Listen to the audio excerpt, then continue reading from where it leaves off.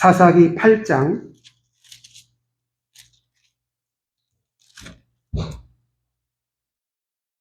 22절부터 24절까지 말씀, 구약 375쪽 사사기 8장 22절부터 24절까지 말씀을 같이 보시겠습니다.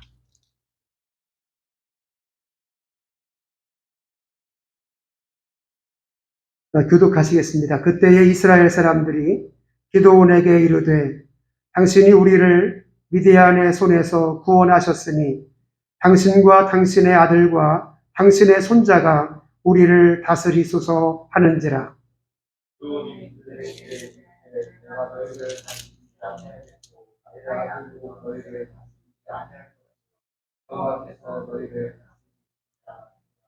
기드온이 또 그들에게 이르되 내가 너희에게 요청할 일이 있으니 너희는 각기 탈취한 귀고리를 내게 줄지니라 하였으니 이는 그들이 이스마엘 사람들이므로 금 귀고리가 있었음이라.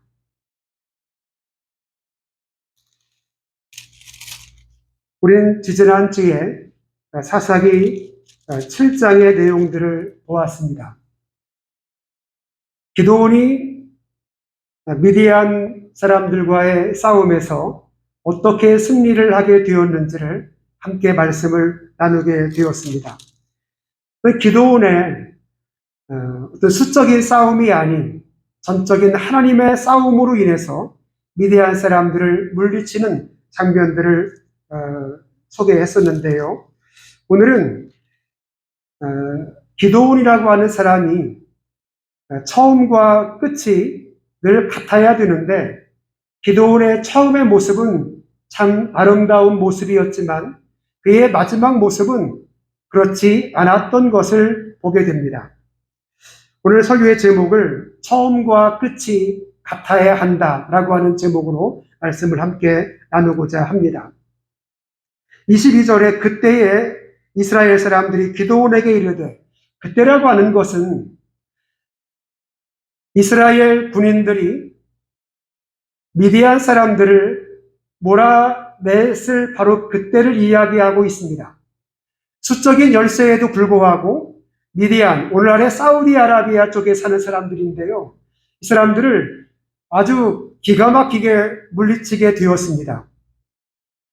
본인들은 본인의 능력이라고 생각할 수 있겠지만 전적인 하나님의 도우심으로 미디안 사람들의 마음을 어지럽게 하고 소문을 내서 그들의 길을 꺾은 이 사건들이 7장에 소개를 하고 있는 것을 보게 되면 그들의 수로 인하여, 전쟁의 전술로 인하여 싸움을 이긴 것이 아니라 하나님의 도우심을 힘입어서 이기게 되었을 바로 그때를 이야기하고 있는 것입니다.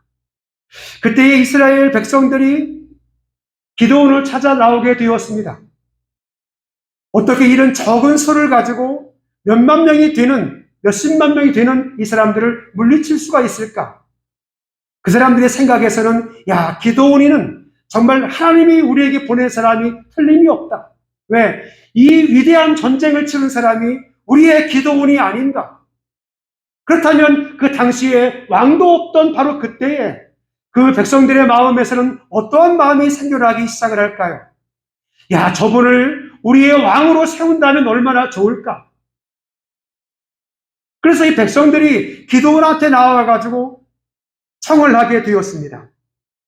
22절 중반을 보시면 기드온에게 이르되 당신이 우리를 미디안의 손에서 구원하셨으니 당신과 당신의 아들과 당신의 손자가 우리를 다스리소서.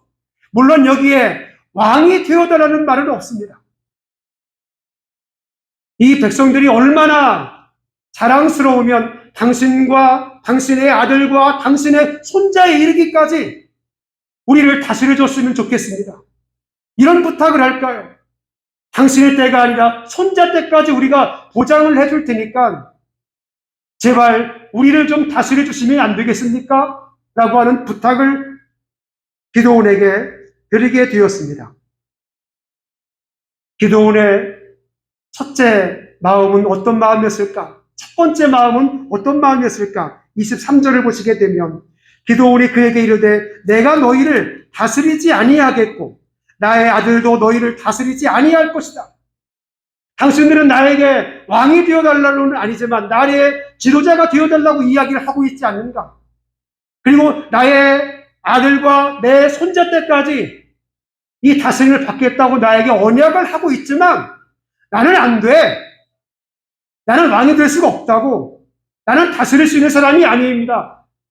이렇게 자기의 순수한 마음을 그대로 전했습니다. 왜냐고 하면 여호와께서 너희를 다스리시리라. 내가 너희를 다스리는 것이 아니라 하나님이 너희를 다스리는데 어떻게 내가 다스림의 위치에 올라설 수 있겠는가? 나는 그 자리에 올라설 수 없으니 하나님이 여러분의 다스리는 그분이 우리의 참된 왕이십니다. 라고 기도하는 그 백성들을 돌려보내게 되었습니다. 참 순수한 마음을 가졌던 거죠. 그런데 24절을 보게 되면 기도원이라는 사람의 마음이 약간 변절되기 시작을 합니다. 욕심입니다. 무엇에 대한 욕심일까요? 금에 대한 욕심입니다. 24절에 기도원이 또 그들에게 이르되 내가 너희에게 요청할 일이 있으니 내가 너희에게 간청할 게 하나 있다. 내가 너희에게 구할 것이 하나 있다. 너희들이 탈취한 귀고리를 좀 내게 주면 안 되겠냐? 물론 미디안 사람들과 전쟁을 치러서 많은 전리품들을 가지고 되었지만 그 중에 하찮은 것이죠. 귀고리. 뭐 팔찌도 아니고 반지도 아닌 귀고리. 그것만 좀 떼어서 나한테 주면 안 되겠냐? 처음에는 내가 너희를 다스릴 수 없다고 이야기했던 기도원이었지만 시간이 지나면서 약간씩 변하기 시작을 합니다. 그냥 귀고리만 좀 나에게 줬으면 좋겠다. 이스마엘 사람들은 당시에 풍습에 의하면 군인들도, 이 남자들도 다 귀고리를 했었습니다. 귀고리는 큰 게 아니었죠. 아주 작은 거였습니다. 공동번역 성경에서는 25절에 우리는 겉옷을 펴고 각기 탈취한 귀고리를 그 가운데 던지니 라고 말을 하고 있지만 공동번역에서는 기드온이 옷을 펴고 탈취한 귀고리를 거기에 받았다고 이야기하고 있습니다. 이게 더 정확한 번역이에요. 기드온이 전리품들을 가지고 오는 이 사람들 앞에 서서 자기의 겉옷을 땅에다 던져놓고서 얘들아 너네들 많은 전리품들을 취하고 있는데 얘 귀고리만 띄어서 여기다 놓아라. 그랬더니 이 군인들이 자기 전리품들을 다 가지고 챙기고 오면서 귀고리만 떼서 전리품에 귀고리만 빼가지고 던져놓기 시작을 했습니다. 근데 이 귀고리가 얼마나 많은지 26절을 보시게 되면 귀고리의 무게가 금 7,100세겔이요. 이거를 따져보니까 19kg입니다. 엄청난 겁니다. 이 금을 누가 갖느냐 하면 기드온이 갖게 되었습니다. 처음에는 나는 당신을 다스릴 수 없습니다. 하나님이 우리를 다스리는 분인데 어째 나에게 다스리라 말씀을 하십니까? 그렇게 이야기했던 기드온이 변절되기 시작을 합니다. 무엇에 대한 욕심이냐면 귀고리에 대한 욕심이 아주 작은 욕심을 갖게 되었습니다. 이 전리품들이 얼마나 많았던지 귀고리를 모아놨더니 19kg가 되었다면 얼마나 전리품들을 많이 가지고 왔었는지를 짐작 가능할 수 있는 것이죠. 그 외에 또 있습니다. 처음에는 귀고리였었습니다만은 26절을 보게 되면 또 초승달 장식들과 패물과 미디안 왕들이 입었던 자색 의복과 그들의 낙타 목에 둘렀던 사슬이었더라. 점점점 많아지기 시작을 하죠.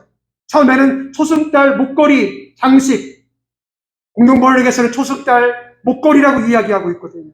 그리고 패물, 왕들이 입는 자색 옷, 낙타 목에 둘렀던 그 사슬 있죠. 그 문으로 된 사슬들. 점점점 요구사항이 많아지기 시작을 합니다. 본인은 지도자의 위치에 설 수 없다고 이야기를 하고 있지만 마음은 그렇지 않았던 겁니다. 그래도 내가 이 나라에 이 많은 군사들을 데리고 와서 미디안을 격침시킨 사람이 아닌가. 이 정도쯤은 내가 받을 수 있지 않은가. 처음에는 귀골이었지만 시간이 지나면서 장식들, 패물, 의복, 사슬 이런 다양한 것들을 취하게 되었습니다. 이게 사람입니다. 처음에는 아주 작은 귀골이었지만 이제 말에 사슬까지 취하게 되는 일이 벌어지기 시작을 합니다. 그러면 도대체 사람의 욕심은 어디까지일까요? 처음에는 아주 작은 것이었지만 이제 이만한 욕심을 갖게 되었어요. 그의 욕심 한번 보시겠습니다. 27절을 보시죠. 기드온이 그 금으로 에봇 하나를 만들어 자기의 성 오브라에 두었더니 이게 큰 문제였습니다. 에봇을 만들었다. 이 에봇은 당시에 대제사장이 입는 옷이었습니다. 그러나 금과 은을 취하면서 이제 에봇 하나를 만들었습니다. 제사장의 의복을 만들어 놓고 그것을 자기 성에 두기 시작을 합니다. 자기는 왕은 아니었지만 이제 왕들이 받는 전리품들을 취하게 되었잖아요. 본인은 제사장은 아니었는데 대제사장이 입는 에봇을 하나 만들어서 자기 방에다 걸어놨습니다. 본인은 아니라고 이야기하지만 본인은 이미 왕의 위치에 서게 되었으며 이미 대제사장의 위치에 서는 것을 공공연히 인정을 하고 있는 것을 보게 됩니다. 사람이 이렇습니다. 처음에는 귀골이었지만 이제 전리품들을 다 소유하게 되었고 심지어 대제사장들이 입는 옷까지 자기 방에 걸어두고 그것을 음란하게 섬겼다고 말씀을 하고 있습니다. 이 음란이라고 하는 것은 내가 제사장은 아니지만 까면 되지. 내가 지도자는 왕은 아니지만 그래도 내가 까면 되지. 이러면서 그의 마음이 변질되기 시작을 했던 것이죠. 성경은 이렇게 말씀을 합니다. 27절 후반을 보시게 되면 그것이 기드온과 그의 집에 올무가 되니라. 그 욕심을 갖지 말아야 했어요. 그 귀고리에 대한 욕심을 갖지 말아야 했어요. 그 목걸이 장식과 패물과 의복과 말의 사슬 그거 취하지 말아야 됐어요. 본인은 분명히 아니라고 이야기했지만 왕들이 받는 전리품들 본인이 다 취하면서 본인은 아니라고 이야기하면서 너희들을 다스릴 수 있는 분은 하나님밖에 없다고 이야기하지만 본인이 이미 왕의 역할을 감당하고 있습니다. 그것이 기드온과 기드온의 가정에 올무가 되었다고 성경은 말씀을 하고 있는 것입니다.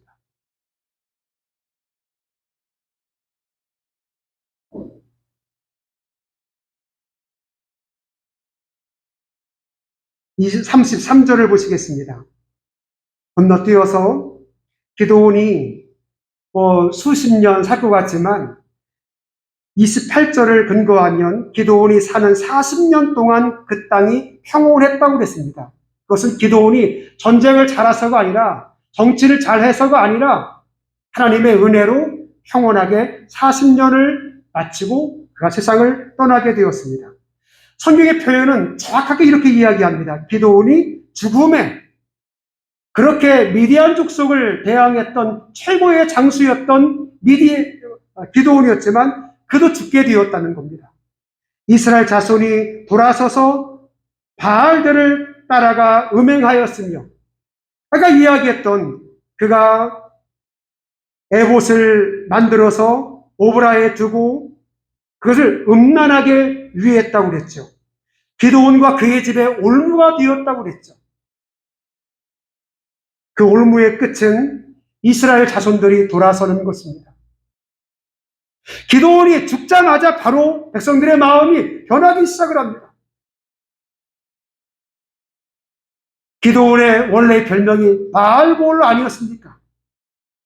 바알과 겨루어 싸워 이긴 자라는 뜻을 가지고 있었던 기드온이었지만 그가 죽고 나니 다시 바알신을 섬기는 사람들이 늘어나기 시작을 했습니다.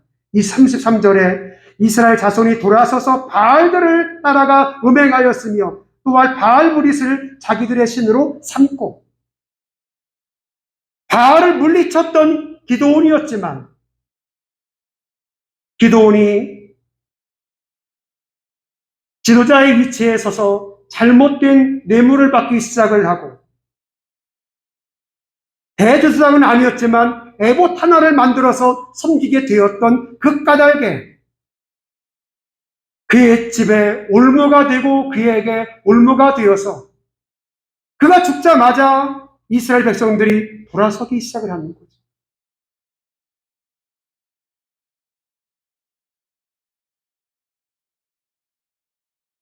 기드온의 처음, 그리고 기드온의 마지막.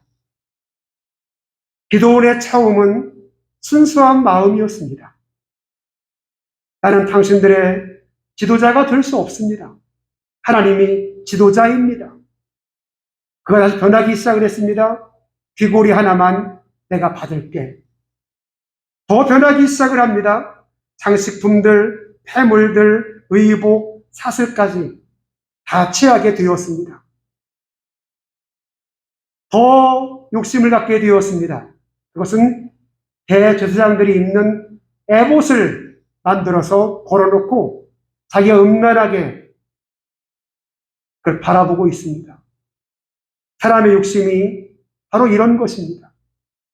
결국은 그의 끝이 아름답지 못하잖아요. 그가 죽고 난 다음에 그 자손들이 더 하나님을 잘 섬겼어야 되는데 그렇지 못하고 백성들도 완전히 돌아섭니다. 어디 그뿐일까요? 9장에서는 여룻바알의 아들 아비멜렉이 등장을 합니다. 그의 아들이 아비멜렉이었었어요.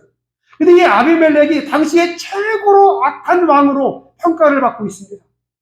기드온은 참 정치를 잘했던, 군사적으로 늘 우위를 점령했던 사람, 왕은 아니었지만 왕의 역할을 잘 감당했던 최고로 멋진 사사였지만 그의 아들 아비멜렉 때에 가서 폭망하고 말았습니다. 왜 그랬을까요? 기드온의 욕심 때문이었습니다. 처음과 끝이 다른 기드온의 그 모습, 그 자식 때에 가서 그 고난이 다시 시작되는 것을 보게 됩니다. 사랑하는 여러분, 우리 처음과 끝이 같은 사람이 됩시다. 처음 내가 예수님을 믿었을 때 주님 앞에 고백을 했던 그 고백 그대로 내가 살아가고자 노력을 하는 겁니다. 주님을 처음 경험했을 때 그 순수함 그 자체로 우리가 돌아가서 그 순수함을 잃지 않고 우리가 살아가는 겁니다. 주님이 나를 처음 만나주셨을 때 그 감격과 그 감동을 내 안에 변절되지 않도록 간직하며 살아가는 겁니다. 예수님의 제자들이 처음 주님 만났을 때의 그 모습이 맨 마지막 그들이 순교할 때의 그 모습으로 이어지는 것처럼 우리가 사명을 다하는 날까지 처음 주님 만났을 때의 그 신앙과 그 고백을 저와 여러분들이 함께 이어갈 수 있는 우리가 되어지기를 주의 이름으로 축원합니다.